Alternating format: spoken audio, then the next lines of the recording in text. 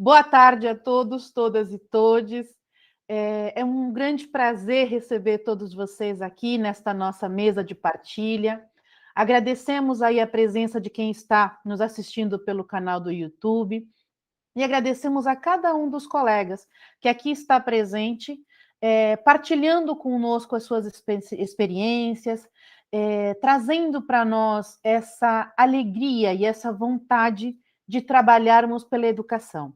Esta é a mesa 10, é a última das mesas de partilha das atividades, cujo título é Escola, Conhecimento e Informação, os desafios da formação de práticas pedagógicas interdisciplinares e de avaliação da aprendizagem. Nela, nós temos a presença do PIB de Química de Ribeirão Preto, temos a presença do PIB de Química de São Paulo e do Residência Pedagógica de São Paulo. É com muita alegria, neste momento, que eu vou passar a palavra para o primeiro grupo, que é o PIB de Química de Ribeirão Preto. Fiquem à vontade e bom trabalho a todos nós.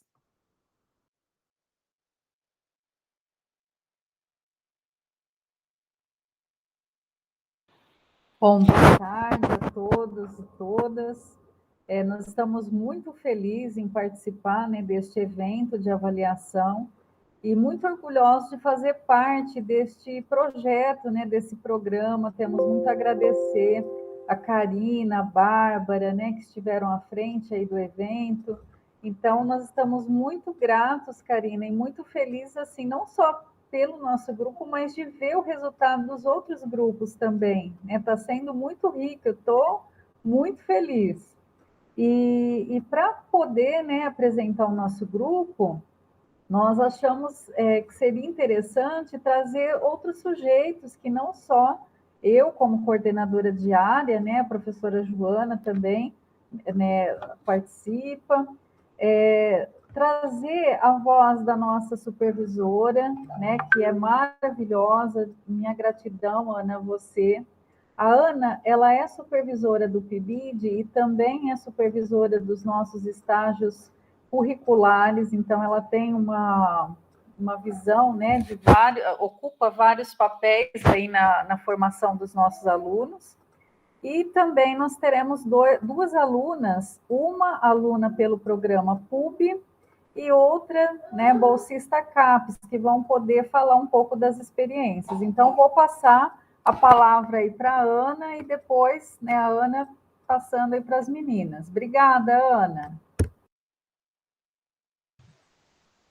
Olá a todos, obrigada pelas palavras, Dani. Bom, vou passar para a nossa apresentação, né, para que todos conheçam um pouco aí da nossa realidade.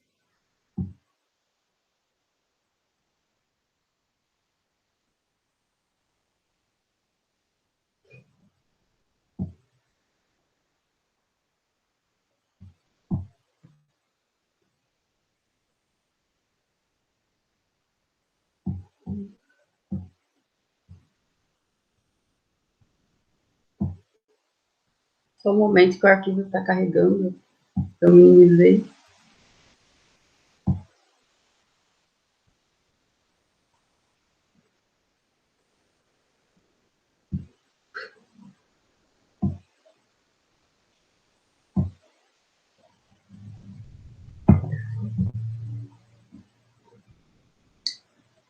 Bom, então, como a professora Dani já me apresentou, né, eu sou Ana Rosa, professora de Química, há quase 20 anos na rede estadual de São Paulo. E a escola, né, onde nós desenvolvemos as nossas atividades, juntamente com o professor de Biologia e de Física, que é a mesma pessoa, o professor Efraim, é a Escola Professora Glete de Alcântara.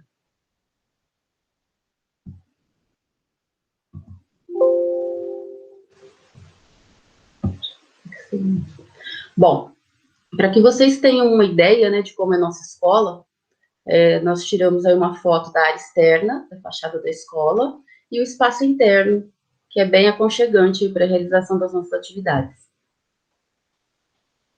Essa escola, né, ela se encontra numa região de vulnerabilidade social e econômica, porque ela fica muito próxima, né, da Fundação Casa, e também muito próxima da Penitenciária Feminina de Ribeirão Preto. Então, é uma escola de periferia. Bom, qual que é o perfil da nossa unidade escolar? Então, como eu já falei, é uma escola de periferia de Ribeirão Preto, no interior de São Paulo, atende somente ao ensino médio. Atualmente, nós temos 9 turmas de primeiros anos do ensino regular e 7 turmas de segundos anos e 4 turmas de terceiros anos também do ensino regular. Porque nós temos, no período da noite, a EJA, né, que é a Educação de Jovens e Adultos, onde nós temos os chamados termos. Então, nós temos 2 turmas de cada série, ou seja, 2 primeiros termos, 2 segundos termos e 2 terceiros termos. As turmas são compostas mais ou menos por 40 estudantes matriculados no início de cada ano letivo. E essa parte da cidade, né, atende os bairros ali do chamado Complexo Parque Ribeirão, que é Maria da Graça, Parque Ribeirão, Branca Salles e Jardim Progresso. Nós atendemos essa comunidade que é de origem bem humilde, né, geralmente são pessoas do Nordeste e do Norte de Minas Gerais, né, do Vale do Jequitinhonha, e a principal fonte aí de renda dos pais é a construção civil, né, para a maior parte dos homens, e para as mães a maior parte são empregadas, né, em regiões centrais e, vamos dizer assim, nobres, né, bairros mais abastados aí de Ribeirão Preto. Muitos têm ainda o subemprego, né, que não apresenta aí a carteira assinada, e, infelizmente, a presença do tráfico de drogas é constante nessa região. Bom, atualmente, né, as moradias são regulares, falta, porém, espaços aí para recreação, né, para o chamado lazer que todos têm direito, como praças, quadras, academias ao ar livre. Felizmente, né, a presença de saneamento básico atendendo 100% das residências, a gente destaca aí das residências, vamos dizer assim, não clandestinas, como, por exemplo, comunidades, né, que se instalam em regiões aí do bairro que não foram, vamos dizer assim, oficiais, né, que foram de invasão. Aí nessas residências, obviamente, não se tem, né, saneamento básico, mas nas residências comuns, 100% já são atendidas. As ruas são asfaltadas e também temos transporte coletivo. Bom, qual que é o contexto aí, né, não só do PIBID, mas também das outras participações aí dos alunos do curso de licenciatura em Química na nossa escola?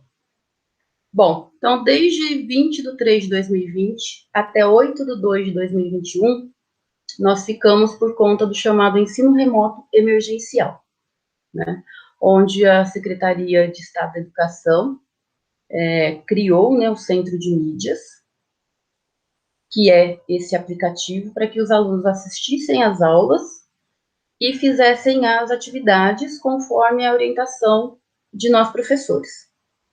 Houve, então, nesse momento aí, um plano de ensino, né, com os roteiros de estudos para cada disciplina, e nós tivemos a felicidade de contar aí com o auxílio do professor de biologia, que também é professor de física. Nós realizamos momentos síncronos e assíncronos, né, com os alunos. Então, as nossas aulas online foram pelo Meet e também pelo Centro de Mídias, e fizemos o acompanhamento, então, dessas atividades da Secretaria de Educação com os estudantes do ensino médio. Como que foi isso? Bom, as nossas aulas de Química no Centro de Mídias, elas duram, em média, 45 minutos, e são dadas por outros professores da chamada Escola de Formação. Então, nesse primeiro momento emergencial, nós acompanhamos essas aulas, né? Lembrando que essas aulas também contemplam o currículo do Estado de São Paulo, né? Que é o mesmo que a gente utiliza para fazer os nossos roteiros. E durante essas aulas a gente assistia, né, juntamente com os alunos, de maneira remota, e elaborava questões sobre os temas apresentados, né? e também pesquisas, né? Pesquisas na área aí, de temas envolvendo ciências da natureza, química, física e biologia. Bom, com a participação do PIBID, né? O que a gente conseguiu fazer nesse período. Então, nós elaboramos e executamos aulas síncronas e assíncronas, né, com a presença dos estudantes da licenciatura, e a gente acredita que o PIBID seja um dos melhores, se não o melhor, programa de iniciação à docência no Brasil. Por quê? Porque esses graduandos, eles estão em contato direto com a escola, e a gente também coloca o aluno do ensino médio em contato com eles, o que, além de facilitar a aprendizagem, porque eles têm a mesma língua, né, são quase da mesma idade, então eles têm essa facilidade com os equipamentos, né, com as mídias, e eles vão trocando experiências, né, e vivenciando tanto dificuldades como potencialidades, né, durante esse tempo, a gente conseguiu aproximar a escola básica da universidade. E a formação, né, a gente entende também que a formação inicial do professor tem que ter uma qualidade ímpar, né, e para que esses futuros professores, futuras professoras possam exercer sua profissão com autonomia e confiança. Bom, no contexto aí, então até o dia 8/2, então, foram essas atividades aí por meio do Centro de Mídias. A partir de fevereiro desse ano, com a diminuição, né, da contaminação, muito pela vacinação aí, né, das pessoas aqui da cidade de Ribeirão Preto, nós começamos a receber os alunos de maneira presencial na escola. Inicialmente, de 30% a 35% desses alunos puderam comparecer à escola. E aí, nós começamos a fazer a adequação dessas atividades, né, do PIBID com o nosso plano de ensino, focando nos conteúdos e habilidades das disciplinas de Física, Química e Biologia. E como foi feito isso? Nós realizamos reuniões semanais para discussão dos temas, de como que a gente iria abordar esses temas, né, em conjunto. Escolhemos temas de interesse dos alunos, elaboramos, então, esses roteiros de maneira interdisciplinar. E, obviamente, né, tendo em vista a implementação tanto da BNCC quanto do novo ensino médio no estado de São Paulo.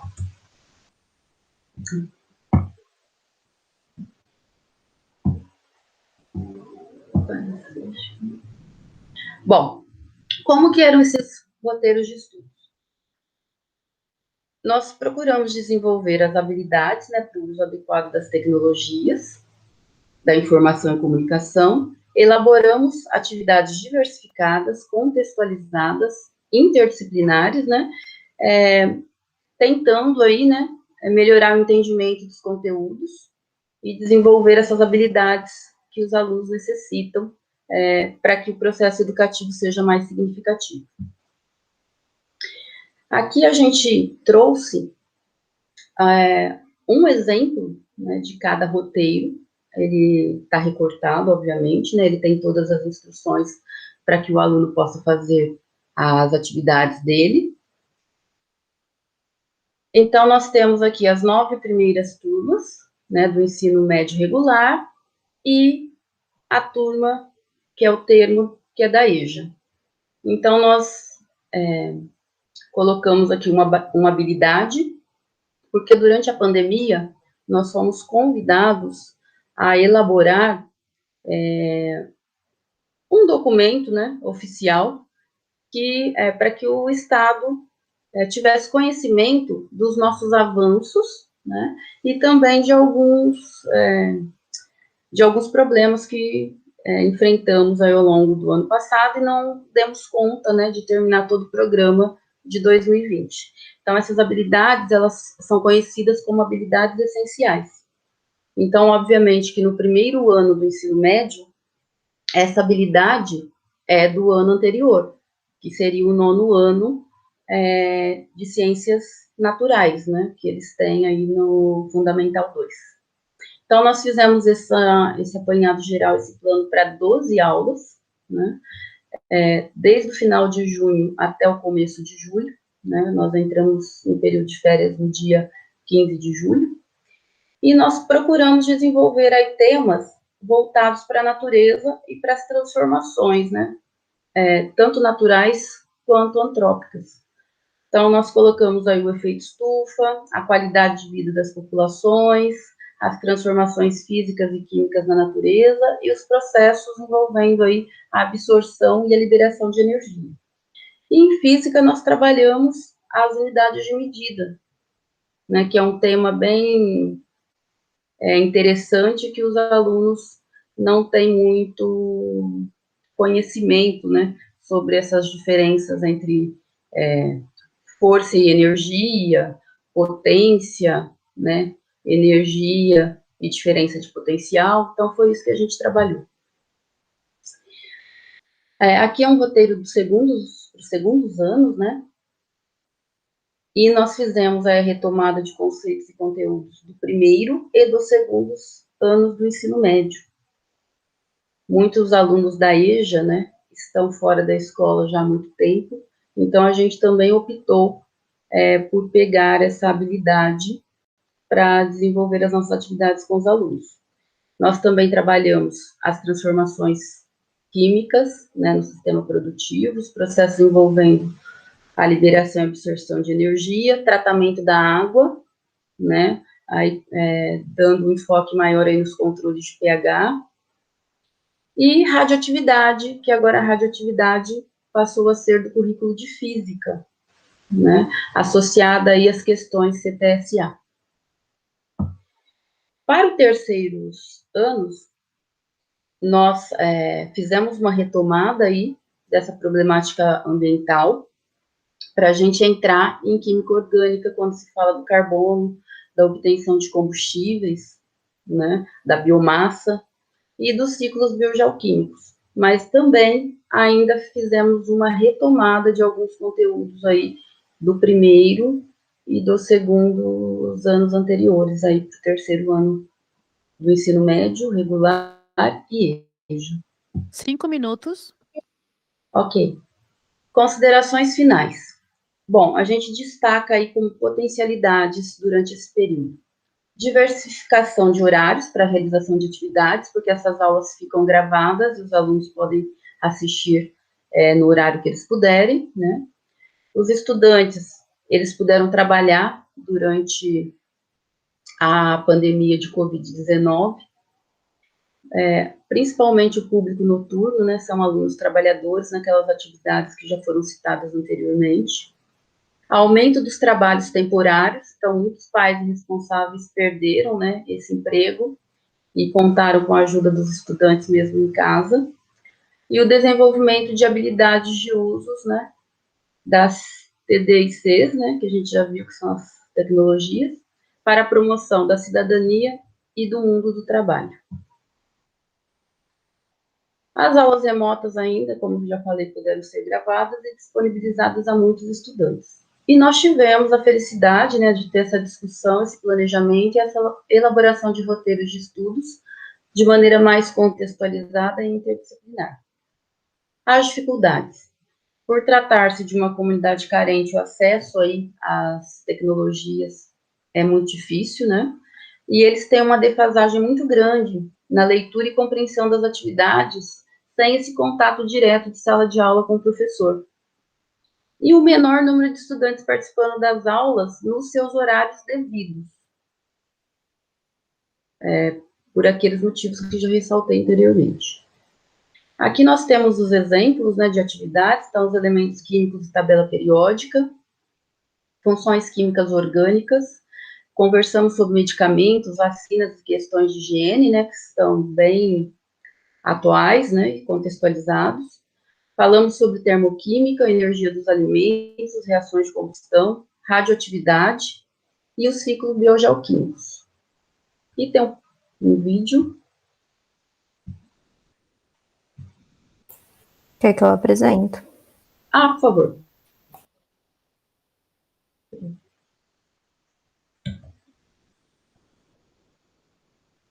Ana, acho que você precisa retirar a apresentação.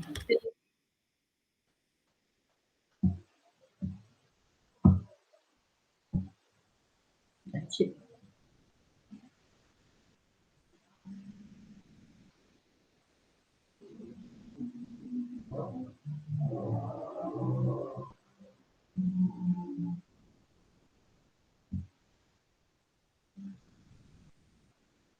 Está sem som.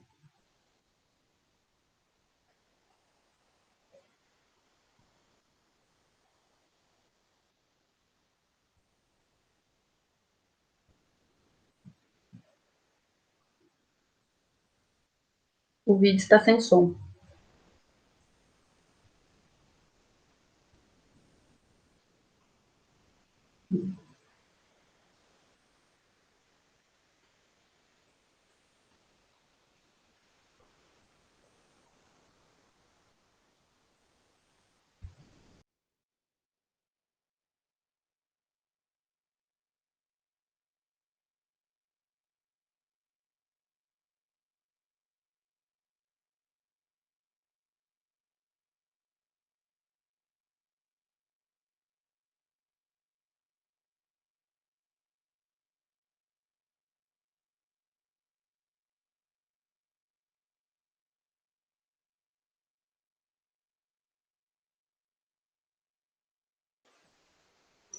Bom, embora tivemos um pequeno probleminha, saiu sem som o vídeo, mas vocês puderam ter uma ideia, né, das atividades que nós desenvolvemos aí durante esse ano. Então, gostaria de agradecer, né, as coordenadoras, a Daniela e a Joana, e também, né, a professora Rogéria, que participa das atividades com a gente, das reuniões, aos professores da minha escola, que cederam muitas vezes seus horários para a gente realizar as atividades, a gestão da escola, que sempre apoia as nossas atividades diversificadas aí junto com o pessoal aí da USP, e principalmente aos alunos do PIBID, do PUB, e também dos estagiários aí da disciplina de Química 2. E a vocês pela atenção. Obrigada. Muito obrigada, professora Ana.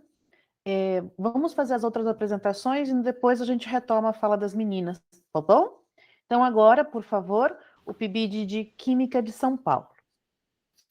Ok, então, boa tarde para todo mundo que está aqui nesse sábado, ainda trabalhando, né? Então, eu queria iniciar agradecendo às professoras Karine e professora Bárbara por coordenarem os dois programas, a Pró-Reitoria de Graduação da Universidade de São Paulo por conceder as bolsas PUB, que são importantes para os bolsistas voluntários também receberem esse apoio e conseguirem realizar as atividades. Agradecer à Escola Estadual Major Arce. Aqui a gente vai ter, então, a fala do professor Emiliano Alvarez, mas também da coordenadora, professora Laura, e do diretor, professor Paulo de Tarso, porque abriram esse espaço para a gente. Então, eu vou fazer só essa breve introdução para dizer que a gente basicamente atua em duas grandes frentes. Uma delas na disciplina regular de Química, então a gente vai ter uma das bolsistas aqui, a Natália Bacani, que vai falar um pouco dessa experiência, que ela protagonizou atividades de docência remotamente, e o outro bolsista, o Arthur Pereira, que também representa aí o grupo de bolsistas que protagonizou as experiências de docência na disciplina eletiva. A gente teve um privilégio de poder não só realizar algumas aulas, mas, de fato, construir, junto com os professores da escola, professor de Química, professor Emiliano e professor Rogério de História, uma proposta de uma disciplina eletiva para combater as fake news e desinformação. Então, a gente teve o semestre inteiro, a gente vai repetir agora no segundo semestre. Então, eu queria agradecer muito o empenho deles, os dois, a bolsista e o bolsista representando o grupo como um todo, e o professor representando a equipe da escola. E lembrando, então, que para conhecer o projeto como um todo, basta entrar lá no Padlet, a gente vai colocar aqui, e para dar uma moral aí para os bolsistas e os professores da escola, vamos dar um like aqui para eles e tocar o sininho. Então, agora o palco é deles. Obrigado.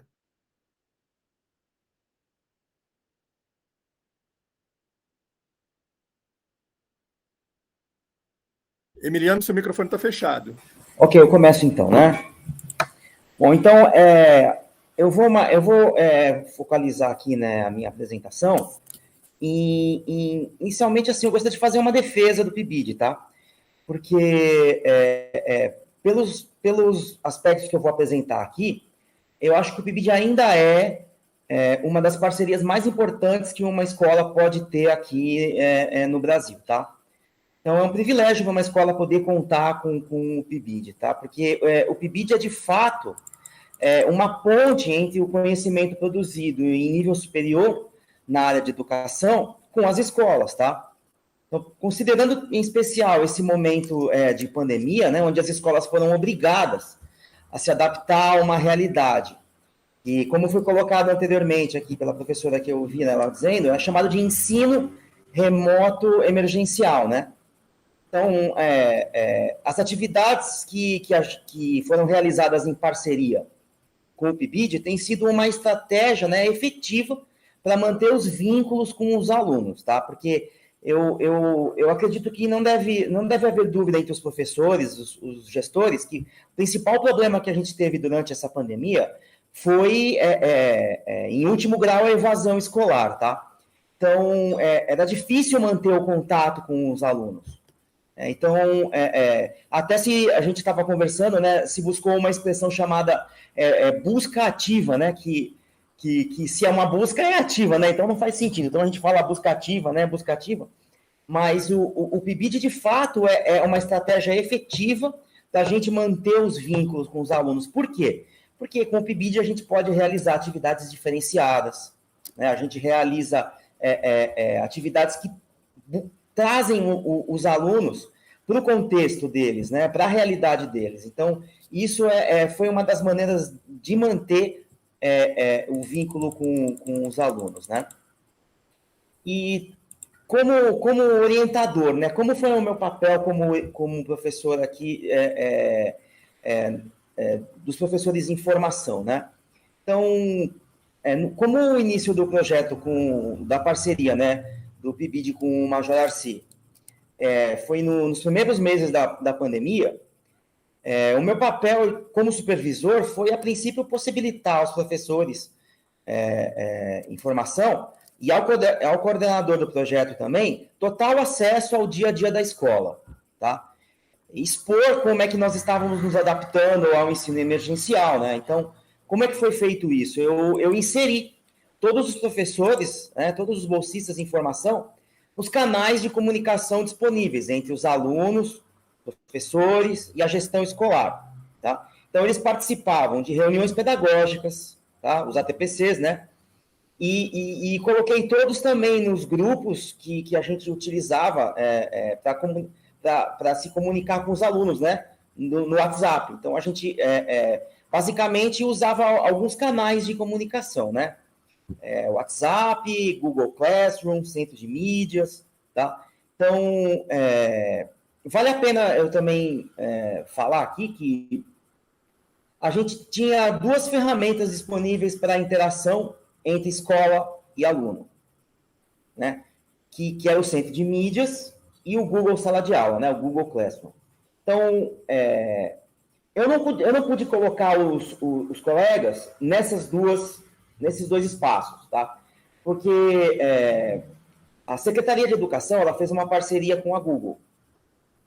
E só quem tem os e-mails institucionais são quem efetivamente são os alunos e os professores, tá? Então, infelizmente, eu acho que essas ferramentas, né, embora no primeiro momento elas serviram de apoio à escola, ainda servem, é preciso a gente repensar nelas no sentido de promover uma escola mais democrática, né? Porque não é possível só quem seja da escola que tenha acesso ao que está sendo produzido, tá? Também, como professor orientador, eu sempre procurei atuar da maneira mais democrática possível, tá? Então, eu participei com todos os alunos do PIBID, né? Todo o processo pedagógico. Então, desde possibilitar a eles a estrutura do currículo do Estado, né? Quem for, se algum deles, porventura, quiserem serem professores da rede estadual, então eu possibilitei a todos o acesso à estrutura curricular do Estado, materiais didáticos, tá? E participando também do processo de planejamento e regência das aulas com os alunos, tá? Então, Por isso que o PIBID é diferenciado, tá? Diferente daquele estágio supervisionado tradicional, né? O PIBID é de fato um programa onde a gente verifica a participação orgânica dos professores em formação com aquilo que eles vão vivenciar quando forem atuar profissionalmente, né? Então, além disso, né, além do PIBID ser uma iniciativa bem sucedida de aproximar a universidade e as escolas aqui no Brasil, tem o efeito, né, de colaborar, né, o efeito colateral ali, né, de colaborar com a formação dos professores que estão atuando já na escola, tá? Porque em parceria com o PIBID, eu aprimoro, né? A gente aprimora o domínio da área de conhecimento, no meu caso, química, né? E também nas atividades, no planejamento e na participação das atividades desenvolvidas, a gente aprimora, né? Eu, principalmente, eu aprimoro aquilo que, na minha formação, foi uma lacuna, tá? Na minha formação como professor, eu tive uma lacuna muito grande no aspecto de contextualizar o ensino químico. Tá? Contextualizar o ensino de química, tá? Relacionando o ensino de química com a realidade dos alunos. Isso, os alunos do PIBID, eles trazem muito para a gente, tá? Como o professor Aguinaldo citou, né? Um desses exemplos foi a eletiva. Uma disciplina eletiva, que é uma disciplina que recentemente foi introduzida nas escolas regulares, mas já fazia parte, né, das escolas do programa de ensino integral. Então, eu não sei se eu mencionei aqui, acho que não, né? A Escola Major Darcy, ela faz parte do programa ensino integral, tá? E essa disciplina eletiva, né, ela tem a duração de um semestre, tá? E a gente participou tanto da elaboração dela, como da execução dela, né? Que é o combate das fake news, tá?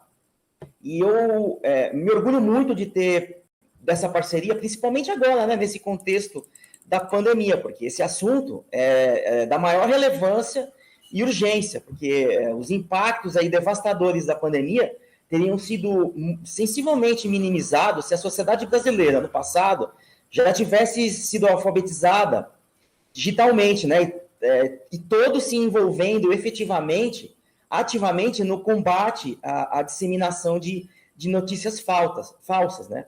Principalmente aquelas notícias relacionadas às ciências, tá? Também fazendo aqui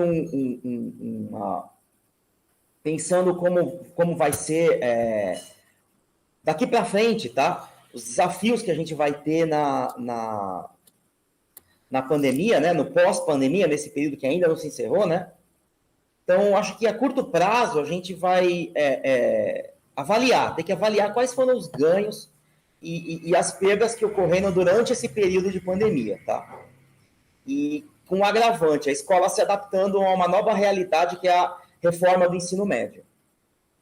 Então, com essa reforma do ensino médio que tá acontecendo, tá? Junto com a pandemia, as escolas estão tendo que se adaptar aqui à reforma do ensino médio e que, ao meu ver, isso foi discutido e está sendo implementado de uma maneira totalmente vertical, tá?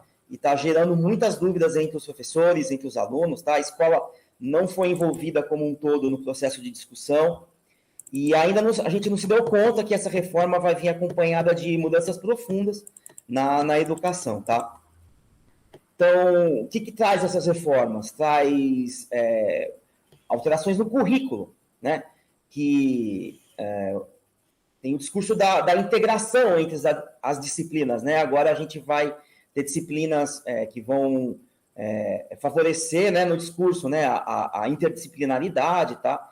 E a gente teme que o efeito disso seja rebaixar a qualidade da educação oferecida, tá?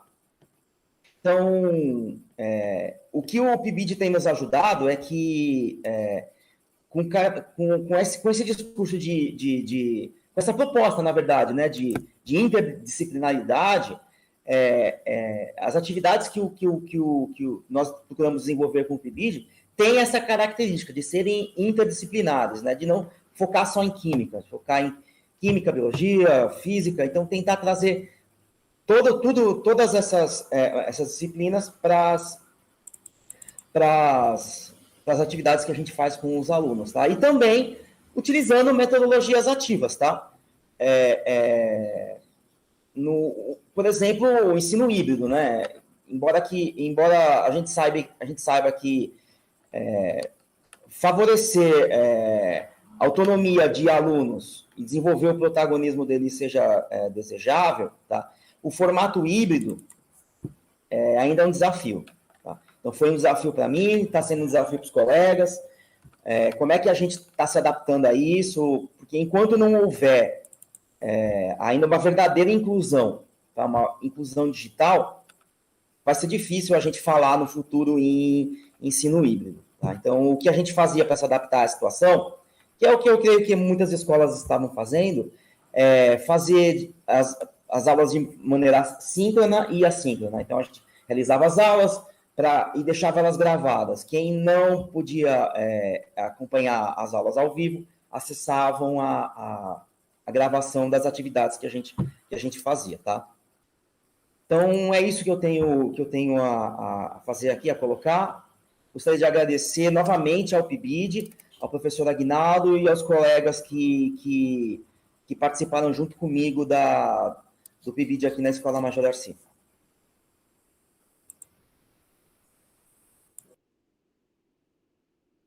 Vamos lá, Natália e depois Arthur. Dando tempo. Oi, gente, boa tarde. Eu sou Natália, participo do programa de iniciação à docência do PIBID em São Paulo. E o que eu acho que contribuiu muito para a nossa formação é que a universidade ela promove poucas experiências na área de docência de fato, né? A maioria dos estágios, eles estão mais na área de observação. Então, essa oportunidade que a gente tem de poder vivenciar essas regências são muito enriquecedoras, né? São ótimas, né? Planejar as aulas, preparar os materiais, participar das reuniões de ATPC. Então, assim, mesmo o aluno que não tenha feito nenhum estágio na universidade, quando ele for fazer, ele já vai chegar com outros olhos, né? Já vai ter outras experiências e vai ser muito mais enriquecedor para ele. Acho que as maiores conquistas são realmente a experiência dentro da escola, mesmo que seja remota, né? Então, a gente foi como o professor 5 minutos. Foi como o professor Emiliano falou, né? Então, ele inseriu a gente dentro dos grupos, ele inseriu a gente dentro dos materiais do Aprender Sempre. Então, isso foi muito, muito bacana. Então, eu acho que a maior dificuldade, eu acho que vai ser o retorno, na minha opinião, lógico, vai ser o retorno presencial, porque ainda existe um medo, né, na pandemia. Então, eu acho que esse retorno, até a gente conseguir fazer ele de fato, eu acho que vai ser a maior dificuldade a enfrentar. Então, só queria finalizar dizendo que o PIBID me ajudou muito e me ajuda, e eu acho que eu vou me tornar uma profissional muito melhor depois de ter passado por esse programa. Obrigada.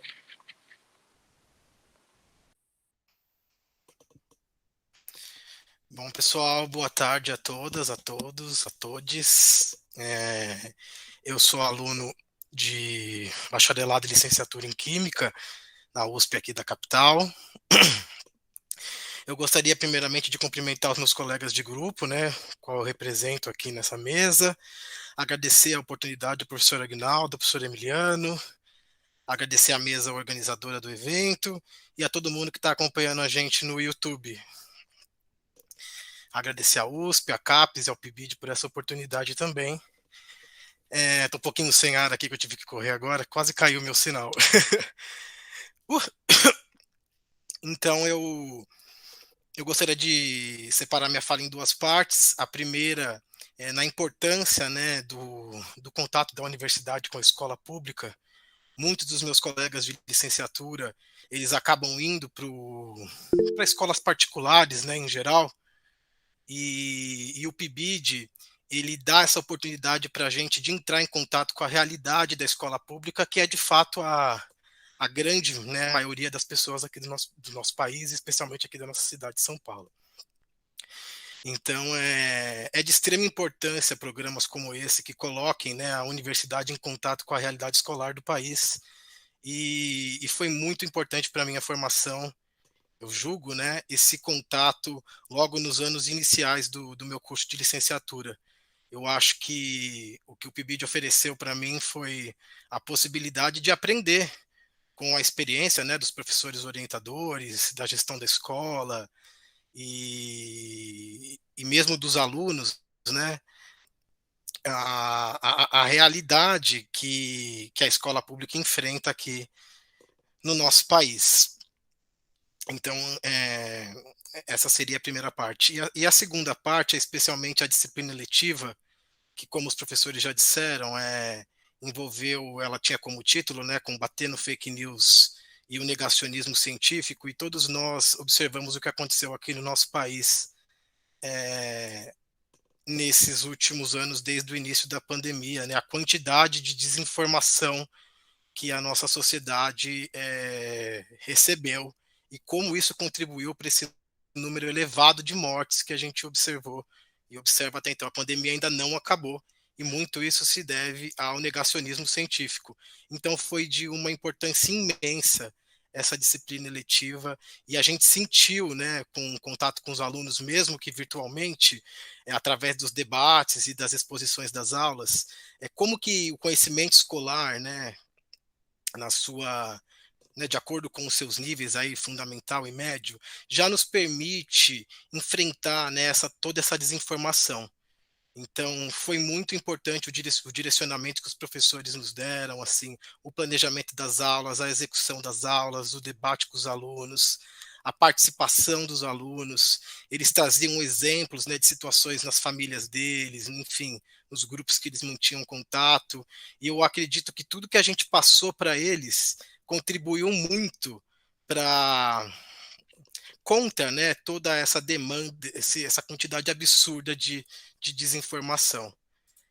Então, espero que nesse segundo semestre a gente apresente a disciplina novamente, né, já está tudo planejado para isso, agora com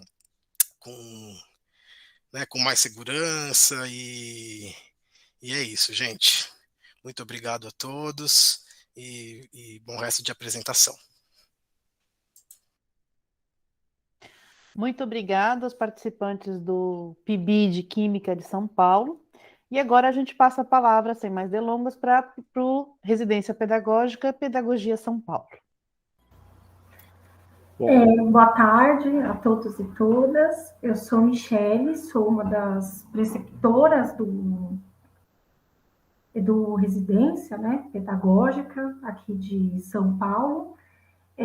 Eu divido essa tarefa com mais duas colegas professoras que eu estou representando nesse momento, que é a professora Eric e Lilian, que estão nos assistindo, e o Renan, que vai dividir a apresentação comigo, vai estar representando os outros residentes.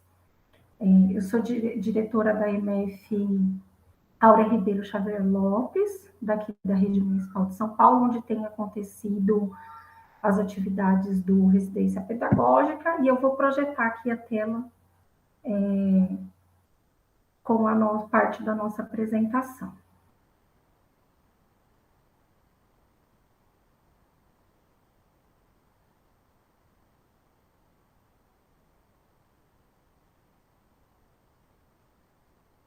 Todos estão conseguindo ver? Sim. Sim. Então, né, a MF Áurea Ribeiro fica no Parque São Lucas, e onde a gente tem desenvolvido parte das atividades do Residência Pedagógica. Esse projeto do Residência, ele tem como foco a avaliação das aprendizagens e uma particularidade que é envolver também a questão da gestão escolar, porque muitas das experiências envolvem a questão da docência, da sala de aula e do trabalho com o professor. E nesse programa a gente tem tido a oportunidade dos estagiários terem o contato com a gestão escolar e o olhar para a avaliação da aprendizagem também do ponto de vista da equipe de gestão, da coordenação pedagógica, da direção da escola, né? Que é um diferencial. Em muitas oportunidades de estágio, eu mesma, na minha formação, não tive essa oportunidade de olhar por outros pontos de vista. Nós temos desafios para olhar para a avaliação das aprendizagens durante a residência pedagógica, tanto do ponto de vista da gestão, dos docentes e dos residentes, né, que estão em processo de formação. Um grande desafio é uma ausência de formação e avaliação educacional, tanto na formação inicial, como na formação continuada. Temos pesquisas, inclusive da própria Universidade de São Paulo, que mostram, né, que ou ela é inexistente, ou é uma carga horária muito pequena, mais voltada a questões conceituais, e que a prática do professor em avaliação acaba sendo uma reprodução de experiências que ele viveu, ou a tentativa e o erro, ou um colega que tem uma estratégia. Temos as limitações para organização e tratamento de dados, porque muitas vezes nós coletamos muitos dados, aplicamos diferentes instrumentos, e como a gente organiza essas informações, interpreta essas informações, né? Não adianta nós termos muitos instrumentos, coletarmos muitos dados, e que momento a gente para olhar para isso, né? Qualificar esses registros, interpretar para que ele tenha um uso pedagógico, tanto do ponto de vista do professor na sala de aula, quanto do ponto de vista do gestor da unidade. O que esses dados dizem do ponto de vista da organização para a qualificação desse projeto pedagógico, para pensar em recursos, em tempos, em espaços. O diálogo entre os dados das avaliações internas e externas, que não é tranquilo, muitas vezes por essa ausência da formação, ou por esse tempo e espaço organizado para isso, essa compreensão, esse conflito que muitas vezes existe, e a interpretação pedagógica desses resultados que vão favorecer intervenções e ações que levem ao avanço das aprendizagens. Esses são alguns desafios que a gente tem com a proposta do Residência Pedagógica quando a gente pensa na avaliação da aprendizagem na escola, né, enquanto um processo de formação. Pensando em superar esses desafios, em aprender com esses desafios, porque a ideia do Residência Pedagógica é que a gente aprenda coletivamente, estão sendo desenvolvidas uma série de ações que envolvem a gestão da escola, os residentes, professores, os dados da unidade escolar que foram disponibilizados, e nós temos pontos que o projeto do Residência Pedagógica tem colaborado com a unidade escolar em relação a esses desafios. Quais são as colaborações que temos tido? O processo de formação para os estudantes e equipe escolar em avaliação educacional, né? Então, os estudantes que não teriam talvez uma disciplina específica, um curso específico, acabam tendo um contato maior com a literatura, com as práticas, podem discutir alguns pontos da avaliação, e para muitos de nós da equipe escolar, embora estejamos, né, com mais tempo, já passamos pela formação inicial, também o conhecimento é novo, por não termos tido anteriormente, né? Então, está sendo uma formação tanto dos residentes como nossa, da equipe escolar. Nós temos limites para organizar e tratar esses dados. Um limite tanto de conhecimento, de como lidar com base de dados e tratar essa informação, qual é a melhor maneira, o melhor procedimento para essa organização, para essa interpretação. Então, essa também é uma aprendizagem, tanto para os residentes como para nós da equipe. Realizar uma análise mais aprofundada dos dados da própria escola referentes às aprendizagens dos alunos, de maneira que favoreça esse uso pedagógico. Então, poxa, produzimos tantos dados, que momentos paramos para olhar para esses dados, de que forma, o que esses dados nos revelam, nos trazem de informação potente. E o último ponto de colaboração, que é a importância da parceria entre a escola e a universidade, quando a gente pensa na formação dos futuros professores. Nem sempre é fácil, nem sempre é tranquilo. Eu vou parar aqui a apresentação. E nós precisamos nos adequar. Por quê? Porque nós falamos de alunos, trabalhadores, de rotina escolar, e o aluno, às vezes, não tem a disponibilidade toda para participar das atividades. Então, como que a gente casa horários, cronogramas, para que tenha esse envolvimento, para que esse aluno que está no residência pedagógica possa ter contato com essa rotina da escola, dentro do horário que ele dispõe, possa ter contato com o professor, com a gestão da escola. Se a gente também fecha muito a escola, não, o estagiário só pode nesse horário, nesse dia com esse professor, a gente espanta a participação desses estudantes na escola e limita o papel da escola na função de trabalhar junto com a universidade na formação desse residente. Então, a participação com eles, ter esse contato, tem sido muito rica. Esses desafios têm sido buscados, né, da gente aprofundar juntos, em encontros nesse momento online, porque nós não podemos, né, nesse momento, ter ainda as atividades presenciais. Então, esses encontros online são durante a semana, são aos sábados, a gente se organiza para que o grupo consiga ter esse contato. E o Renan vai colocar para a gente um pouco das atividades. E dentro desses desafios e dessas colaborações, o que foi produzido, o que foi feito, né? Então, ele, enquanto residente, vai trazer para a gente quais são as atividades que foram feitas, os trabalhos que a gente desenvolveu na forma de estudo, leitura, discussão, seminário, análise de documentação, troca de conhecimento. Tem sido muito rico e muito importante esse processo para nós da escola. Um prazer receber o programa e só temos, em nome da gestão da escola, de todos da equipe, só agradecer a essa oportunidade. Obrigado, Michele. Então, boa tarde, meu nome é Renan, então eu faço parte do Residência Pedagógica da USP, aqui de São Paulo, da Pedagogia, desse projeto, que trata, então, da avaliação da aprendizagem. Ele tem várias frentes, 3 frentes principais, a de entrevistas e plano de ensino. Elas estão disponíveis, um resumo do trabalho no Padlet, no site do evento, e hoje eu vou apresentar uma parte desse trabalho que a gente está fazendo na residência, que é o que é conhecido como, a gente dá o nome de tratamento de dados, que tem atualmente 4 participantes, Ana Carolina, o Vitor, o Gildemar e eu também.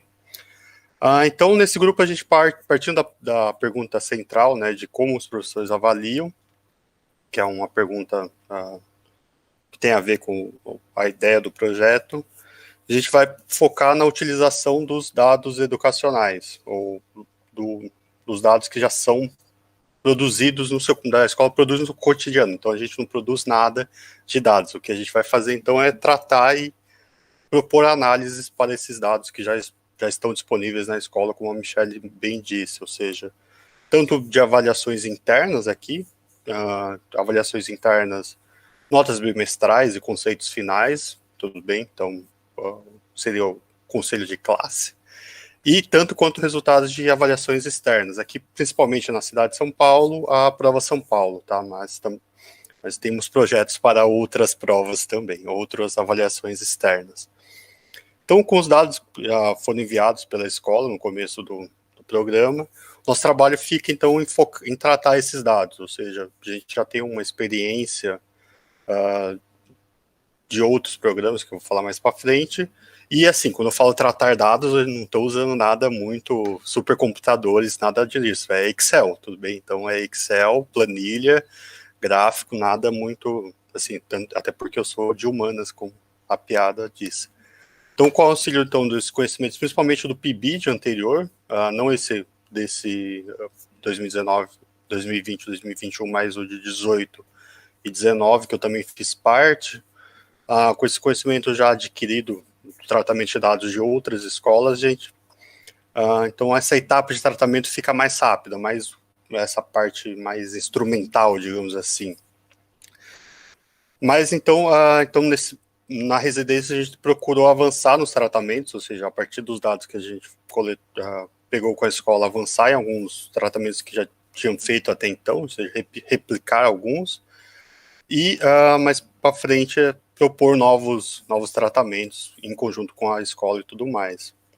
Então a ideia desses próximos meses, então esse é o resumo do que a gente fez até agora, a ideia dos próximos meses é compartilhar com a equipe de gestão mais aprofundado e também com os professores, buscando então sempre esse diálogo para enriquecer tanto a formação nossa, que é um final de formação docente, quanto a fornecer para a escola um resultado do trabalho, ou seja, não serem só um lugar para se fazer essa residência, mas eles terem também algum resultado disso. Então, mesmo nessas condições bem adversas que estamos, é importante essa retribuição, esse retorno do trabalho. Então, dito isso, essa apresentação e o que faremos mais para frente, vou mostrar alguns resultados, alguns trabalhos que nós fizemos nesses 9 meses até agora, que, como eu disse, já vem desde o PIBID anterior, o PIBID do 2 anos anteriores. Então, essa é ainda pensando naquela ideia de diálogo, esse é um primeiro gráfico que mostra esse diálogo, então, entre a avaliação interna e externa. O que ele está tentando mostrar, esse gráfico? A proficiência aferida pela prova São Paulo seria o eixo aqui Y, tudo bem? E no eixo X, as notas atribuídas pelos professores na síntese final, ou seja, ao final do ano, o professor lá dá uma nota para esses alunos em matemática, tudo bem? Então, aqui a proficiência em matemática e a disciplina de matemática do 4º ano de 2017. Esse é um dado um pouco mais antigo. Então, aqui, que a gente pode tentar, assim, esse é o tratamento, ou seja, você pega lá eixo X, eixo Y e manda o Excel fazer um gráfico, ele faz isso. Mas aí, qual que é a proposta de análise e tudo mais? Ou seja, uma ideia é mostrar como, em grande parte, há uma correlação entre as notas atribuídas pelos professores, aqui no eixo X, com a proficiência dos alunos. Então, quanto maior a proficiência, maior a nota que o aluno recebeu do professor ao final do ano. Então, esse seria o cenário ideal, talvez, mas, mesmo assim, tem casos, ou seja, casos para se analisar ou pensar com o professor, com a escola, de alunos com uma proficiência aferida até que adequada, segundo a prova São Paulo, com notas baixas, digamos assim, notas atribuídas aqui síntese final, ou seja, aquela nota do final do ano. E ao passo que alguns alunos com uma proficiência muito bem inferior têm uma nota maior. Então, o que aconteceu, quem são esses alunos, ou se sempre há essa correlação ou não. Então, esse é um produto, digamos, o que a gente fez. 5 minutos. Tudo bem? Da questão por exemplo, aqui, então, esse possível diálogo. Uma segunda saída de resultado do nosso trabalho ao longo desse tempo é esse gráfico onde mostra todos os alunos da escola em leitura na prova São Paulo também, em 2017, ou seja, e aqui, mesmo que não são os mesmos alunos que fizeram a prova do 3º ano e do 9º, não é o mesmo aluno que faz a prova no 3º e fez a prova do 9º, como eles estão numa mesma escala, pode mostrar, assim, uma questão de como o trabalho, na média, digamos, a média dos alunos aumenta, a proficiência deles aumenta ao longo do tempo, mesmo que ainda a distância entre a menor e a maior proficiência se mantenha ao longo do tempo, ou seja, quase como um retrato da escola em 2017, em relação com os alunos na prova São Paulo, em leitura, esse é o retrato, ou seja, tem alunos de 6º ano aqui é ano de escolarização agora, 6º ano, com uma proficiência bem alta, enquanto que alunos saindo do nono ano, a prova acontece no final do ano, com a proficiência básico, digamos, para o terceiro ano, ou seja, como a escola enfrenta esses desafios, e, como eu disse, são dados que a escola já tem, e seria a questão, então, desse tratamento. O que nós fazemos é dar uma saída gráfica a esses dados que a escola já apresenta. Só o último aqui. E aqui, aqui uma questão de geração, que é um trabalho mais recente, de mostrar como, aqui também várias leituras possíveis, como o terceiro ano, em cada ano, se sai na prova, desempenha na prova São Paulo, ou como a escola, em cada ano, a média, aqui seria a média das proficiências, tudo bem, não vai entrar no como que é feito esses cálculos e tudo mais, ou uma análise mais interessante, no nosso ver, é como as gerações, ou seja, o terceiro ano de 2017 ao quarto ano de 2018, que é o quinto ano de 2019, como ao longo vai tendo um aumento na proficiência ao longo do tempo, tudo bem?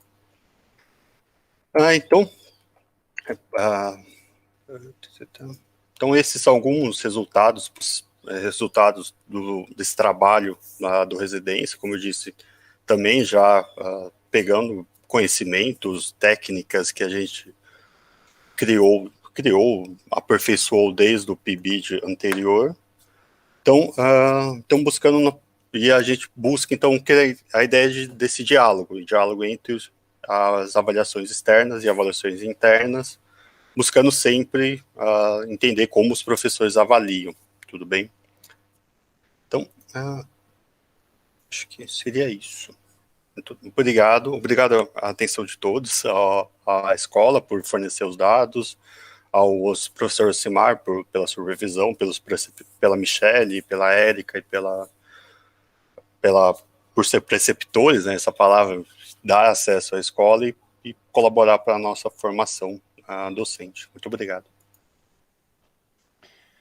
Muito obrigado ao Residência Pedagógica do curso de Pedagogia do Butantan. Neste momento, então, eu gostaria de fazer algumas perguntas que foram colocadas no chat lá. Diversos elogios, pessoas dizendo o quanto é importante, o quanto são importantes os projetos desenvolvidos, né?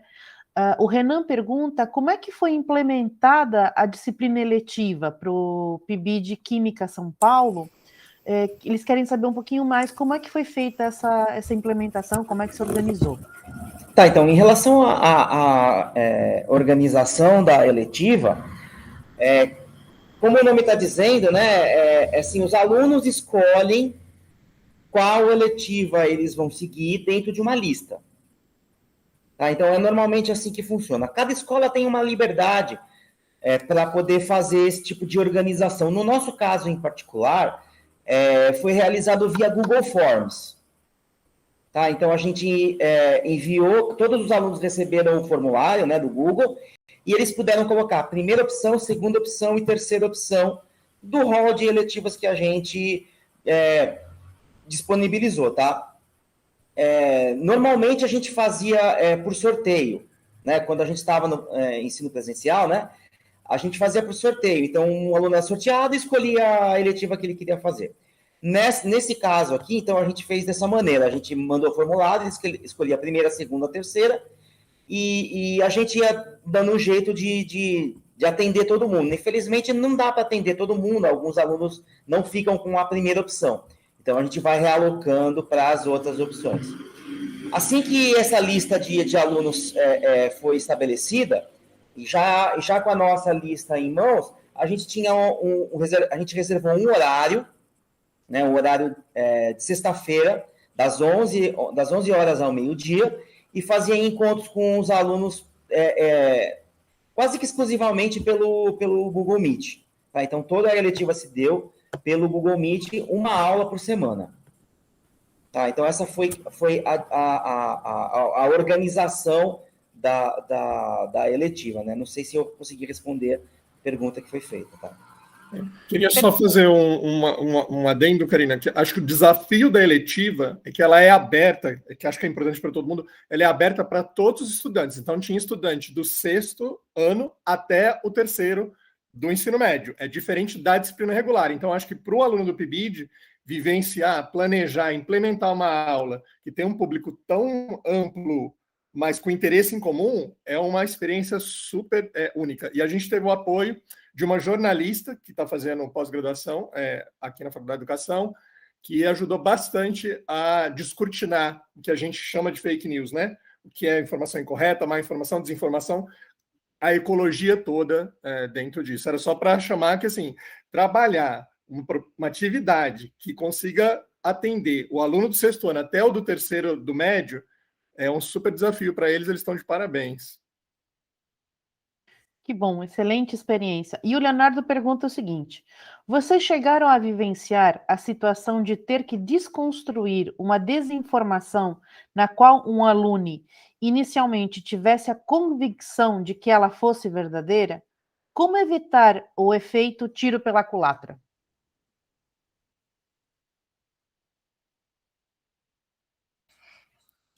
Acho que eu posso responder essa pergunta, professores. Então, eu acho que teve duas situações. A primeira situação envolveu até o professor da eletiva, né, com um tema que eu acho que é conhecido de todos, que é o suco de limão e a desinformação toda sobre emagrecimento, se favorece, se não favorece. As pessoas tomam um suco de limão de manhã com essa promessa de emagrecimento, de alcalinização do sangue. Então, teve toda uma aula preparada sobre esse tema, com a participação do professor Aguinaldo, com a participação da Flávia também, e o professor até ficou também surpreso, né, porque teve toda a explicação a respeito de que o suco de limão é ácido, e esse papo de alcalinização é uma grande fake news, a questão com o emagrecimento também. Então, houve sim esse choque, uma vez que a gente apresentou as informações científicas a respeito do tema. Numa outra situação, na aula que eu ministrei, com a temática sobre o uso de fetos na vacina, entre aspas, chinesa, né? Houve também uma polêmica, né? Porque tanta desinformação a respeito da Coronavac, então gera essa desconfiança a respeito da eficácia, até mesmo nos mais jovens. Então, muitos acreditavam mesmo que a vacina não tinha eficácia nenhuma, que tinha um monte de coisa errada ao redor dela, né? Então, eu acredito que essa aula também chocou a muitos quando a gente trouxe as informações científicas, né? As que foram divulgadas através do Instituto Butantan e de outras instituições. O desafio de desconstruir isso é bastante efetivo, né, gente? Então, e também muitas vezes, isso é uma pergunta que eu quero fazer a vocês, né? Como é que foi a percepção de vocês? As pessoas realmente compreenderam essa proposta científica e esse contraponto? E elas se colocavam e discutiam isso? Vocês sentiam realmente as mudanças nessa postura ou não? Vamos ver agora que eles vão tomar vacina, né? Que agora vai chegar a faixa etária deles a partir da próxima semana. Então, vamos ver o quanto que isso muda. Mas, professor? Olha, eu acho que, assim, não tenho do que reclamar, porque acho que o nosso principal problema não é tanto os jovens, tá? São os adultos, tá? Porque os jovens, eles estão dispostos, estão abertos ao diálogo, a aprender, né? Acho que o nosso principal problema não são os jovens, eles ficam surpresos, espantados, assim, né? Maravilhados quando você apresenta uma coisa diferente, uma coisa nova para eles. Então, não teve esse choque, sim, muito grande, assim, não tem, eles aceitam tranquilamente, é só uma questão de diálogo, de conversa, né? Foi um prazer, foi muito bom mesmo ter esse contato, e a gente por isso que a gente vai reoferecer a eletiva. Acho que é fundamental, a gente precisa fazer isso na escola, começar agora na escola, para não ter adultos nesse nível, né? Perfeito. Então, peço licença à mesa para permitir a fala das meninas do PIBID de Química de Ribeirão que não conseguiram falar na primeira parte. Vocês me permitem abrir o microfone para elas por alguns minutos, por gentileza? Tá bom? Então, por favor. Boa tarde, eu sou aluna do PIB de Química de Ribeirão, meu nome é Samara e eu também represento a Bolsa PUB, da própria universidade. Bem, em continuação à fala da professora Ana Rosa, do início, eu posso dizer que esse contexto em que a gente estava inserido, principalmente durante o projeto, foi muito desafiador por conta da pandemia, que a gente teve que aprender a lidar com as tecnologias para intermediar o processo de ensino. Muitos professores, alunos tiveram que aprender a lidar com as plataformas em si. E que, para mim, aluna PUB do programa PIBID, foi, mesmo com essas dificuldades, foi muito proveitoso, porque foram materiais de qualidade que foram disponibilizados pela gente, para a gente poder aprender, principalmente a planejamentos, aula. No nosso caso, como foi apresentado pela professora, a gente se embasava nos roteiros de estudo para a gente fazer nossos materiais de apoio, de acordo com as aulas do Centro de Mídia.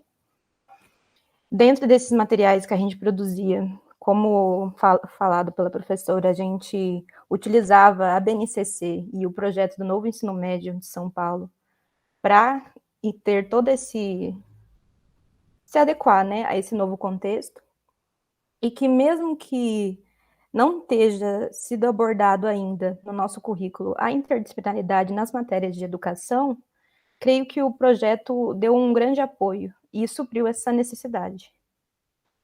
Dentre os materiais de apoio que a gente produziu por dificuldades dos alunos, principalmente acesso às tecnologias, a gente não teve muito retorno, mas eu queria frisar aqui uma atividade que a gente fez, que pedimos para eles fotografarem materiais, objetos da rotina deles que lembrassem os elementos da tabela periódica. Isso foi muito proveitoso.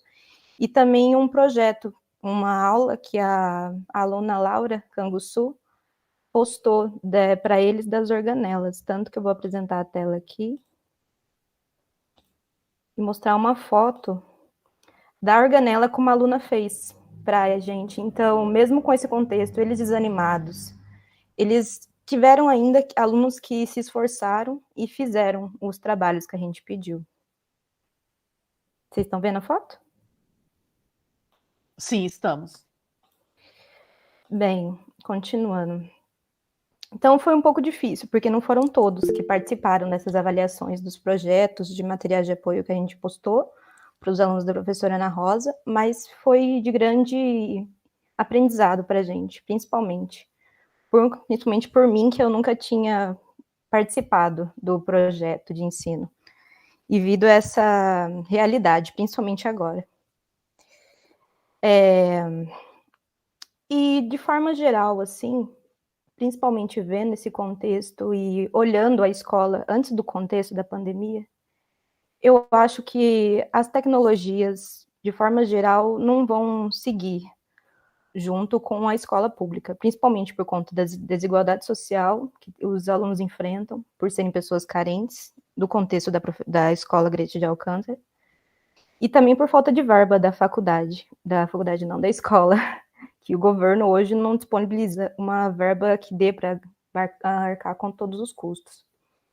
Dentre um dos papéis hoje do professor, principalmente com o tipo de aluno que nós temos hoje, que traz problemas de casa, que enfrenta várias situações hoje, a gente deveria mais acolher o aluno dentro do espaço escolar, porque hoje ele não consegue se concentrar com o que a gente vai disponibilizar para ele estudar, ele traz problemas de casa, e ele hoje precisa, alguns, principalmente com esse desemprego, ajudar os pais na questão financeira, trabalhando.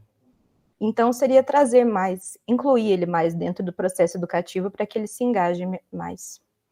E na minha formação em si, acho que o que eu mais almejaria seria conhecer ainda mais essa realidade do aluno. Porque é complicado, não só para a gente, mas também para os alunos em si. hoje participar do processo educativo, ainda mais no nosso contexto. Desvalorização da educação e do professor. E é isso. Agora eu passo a palavra à aluna Natália. Oi, gente, boa tarde.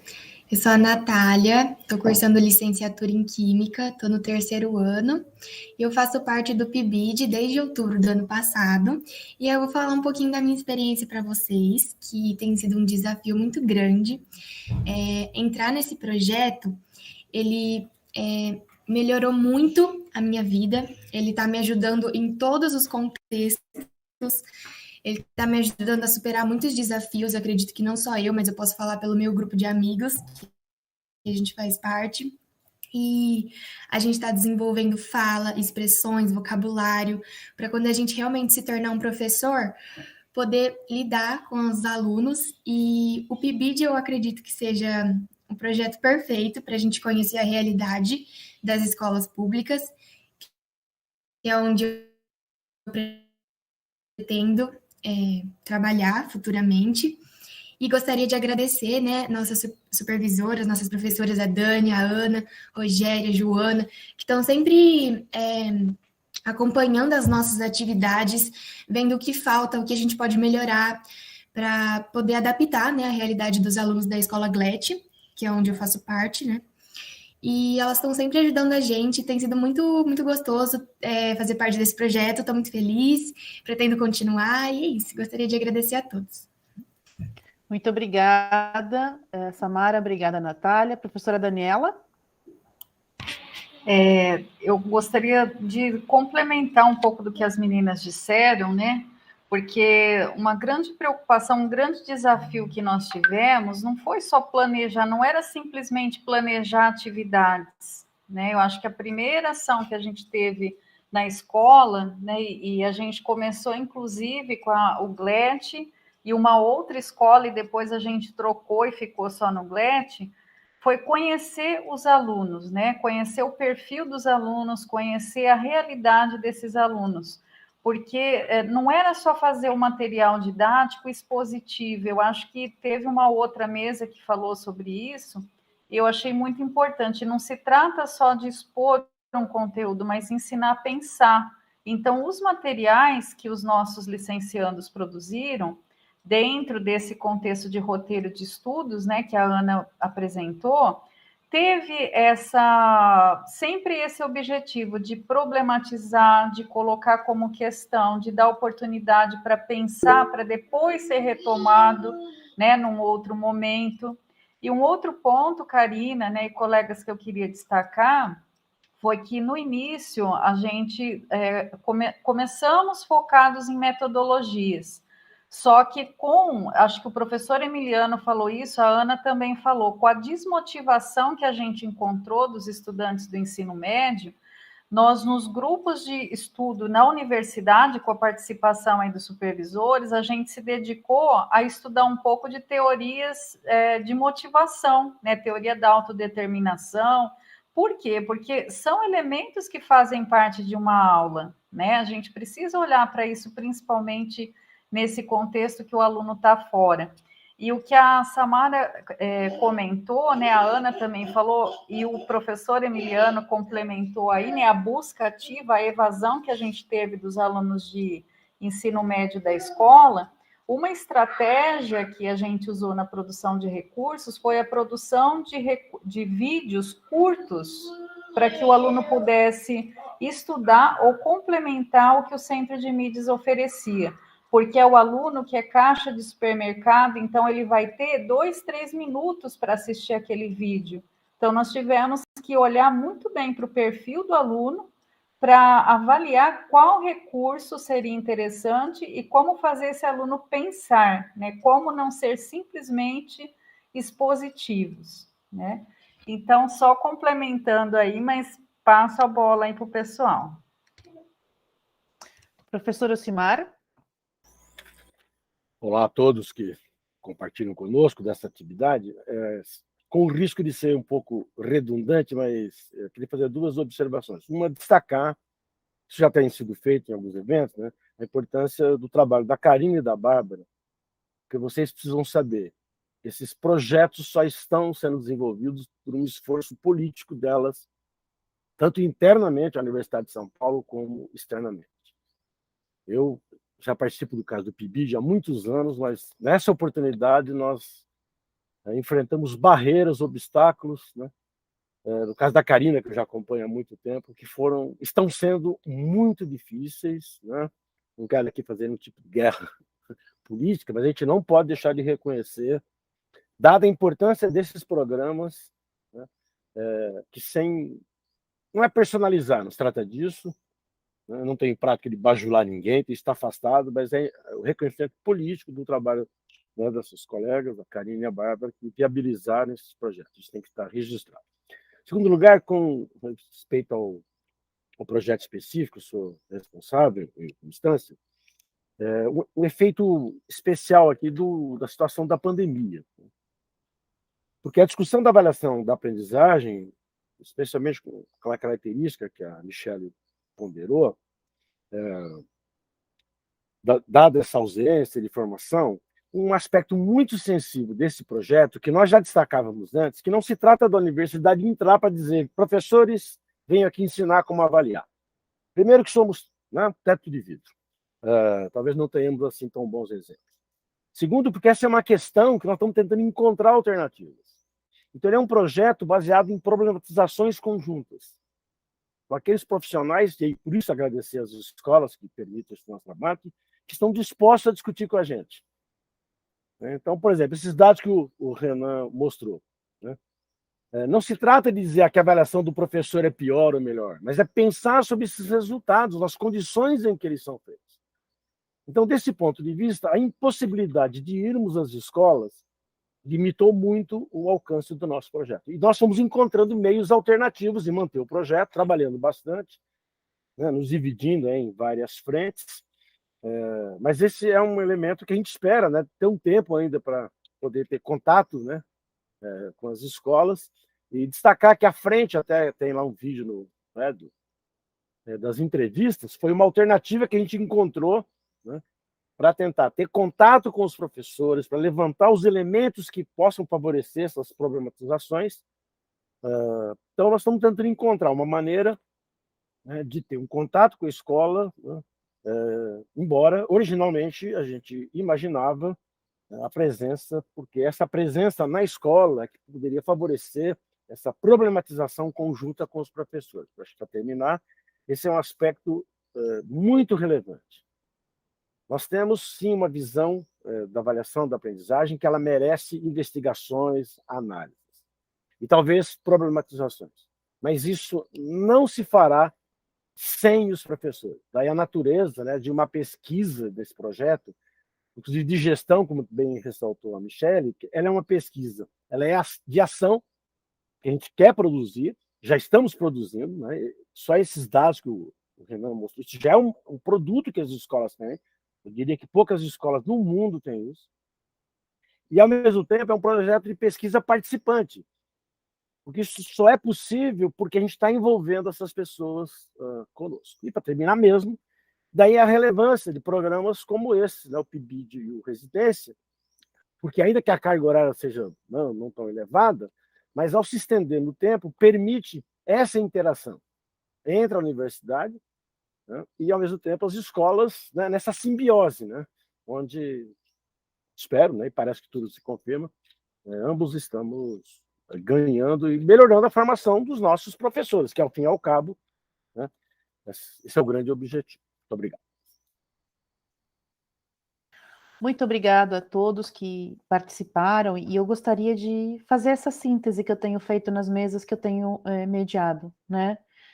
Eu penso que o PIBID de Química de Ribeirão nos traz a reflexão da questão do currículo, né? A questão das condições de trabalho dos professores e, por consequência, o que os nossos licenciandos acompanham, né? Esse desafio que é esse ensino, e também nos indica, tanto no primeiro quanto nos dois subprojetos de Química, o desafio do ensino médio, né? Desse novo ensino médio, como é que essas coisas vão caminhar, né?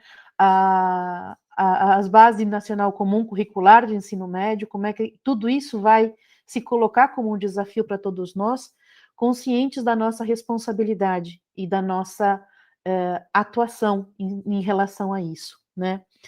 Penso também que quando a gente fala em fake news, e encanta a disciplina que vocês fizeram eletiva nessa escola, porque realmente é pegar o touro à unha, né, gente? É lá na origem tentar resolver essa questão para que nós não tenhamos adultos tão difíceis de diálogo e tão difíceis de demover de ideias, desculpem-me a expressão, mas muitas vezes inócuas e ridículas, né? O Aguinaldo respondeu no YouTube para o Leonardo a questão de que não houve uma resistência, mas muitas vezes... E aí eu acho que essa mesa me traz isso, nos seus 3 elementos. Vocês discutiram questões que são nevrálgicas, questões que são basilares, mas que muitas vezes a gente não se volta para elas. A gente precisa entender o quanto é importante que as pessoas saiam da ignorância no sentido de não ter conhecimento, para que elas possam se sentir empoderadas pelo conhecimento científico, para fazer uma discussão efetiva, defender os seus direitos e lutar por esses direitos também. Penso que quando a gente fala em avaliação, é como o professor Ocimar disse, nós estamos falando de algo extremamente delicado, e que, me desculpem, mas nós ainda não demos conta de compreender, de conceitualizar e de realizar, que eu acho que é a coisa mais séria que nós temos a pensar aqui, né? Então, foi um presente concluir as nossas partilhas com esta mesa, que nos faz pensar no ensino médio, na responsabilidade do conhecimento científico, na responsabilidade da universidade enquanto produtora de conhecimento, que precisa, sim, ocupar o seu lugar social de trazer esse conhecimento, disponibilizar esse conhecimento e fazer esse empoderamento das pessoas por meio dele. E me desculpem, mas eu acho que ainda não conseguimos realizar essa nossa função. A gente precisa se voltar cada vez mais para ela. E esses 2 programas são essa possibilidade. Agradeço imensamente a todas as pessoas que participaram desta mesa, as pessoas que fizeram perguntas no YouTube, e saio daqui mais feliz. Por quê? Porque nós estamos indicando as questões importantes para as quais a gente tem que envidar esforços para melhorar a educação nesse país e, quiçá, como diz a Samara, a gente consiga melhorar as condições da desigualdade, essa desigualdade social e de diferentes outros níveis, porque nós precisamos de um país que lute pela democracia, pela justiça e que tenha o seu cidadão e a sua cidadã com seus direitos respeitados e conscientes das suas responsabilidades. Então, gente, agradeço imensamente a todos vocês por esta partilha. Se alguém quiser usar a palavra novamente, fiquem à vontade. Aguinaldo? Karina, eu queria reforçar o convite para todo mundo, exatamente, né, por essa conclusão e síntese que você fez, o Ocimar apontou, de ocuparmos esse espaço. Então, pelo espaço que foi conseguido no Congresso de Graduação da Universidade de São Paulo, que vai acontecer nos dias 19, 20 e 21, no próximo final de semana, a sexta-feira à tarde, tem no programa, tem uma programação destinada à formação de professores. Então, é muito importante, né, a gente lá participar, vai ser dessa forma, remotamente, de dar audiência, de dar joinha lá no site da Pró-Reitoria, para mostrar como que a gente está acompanhando isso e ocupando quando se abre espaço, né? Então, dentro do Congresso de Graduação da Universidade de São Paulo, ter um dia de programa destinado à formação de professores, a gente precisa dar visibilidade para os projetos e ações, e dentro dessa programação, os programas PIB de residência vão estar lá. Então, acho que foi muito importante o espaço que você conseguiu dentro da programação do Congresso de Graduação, e a gente precisa estar presente lá para mostrar o que é a formação de professores dentro da universidade e estendendo a todos os professores, todos os bolsistas e também pessoas interessadas em participar desse programa. Não perca, na próxima sexta-feira, dia 20, né, à tarde, a gente vai ter essa programação. Acho que isso era bem importante. E hoje a gente ainda tem uma atividade de encerramento, né? Obrigado. Muito obrigada, Aguinaldo, por essa fala. É fundamental que todos vocês participem, sim, desse workshop das licenciaturas, onde nós estaremos lá partilhando as nossas experiências, valorizando essa possibilidade e fazendo o convite para outros licenciandos também virem fazer parte dos nossos programas e dos nossos projetos. Ia deixar para fazer esse convite agora, nós temos às 18 horas a conferência de encerramento das nossas atividades.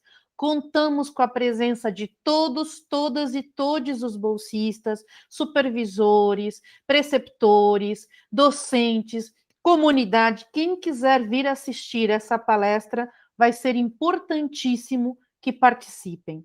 Façam perguntas, tragam questões, porque não é sempre que a gente tem alguém que foi coordenador dentro da CAPES desses programas para conversar conosco. Então, agradeço imensamente a esta mesa e a cada um que participou. Uma boa tarde, aguardamos vocês aí às 18 horas. Todo mundo lá, gente. Um grande beijo para vocês.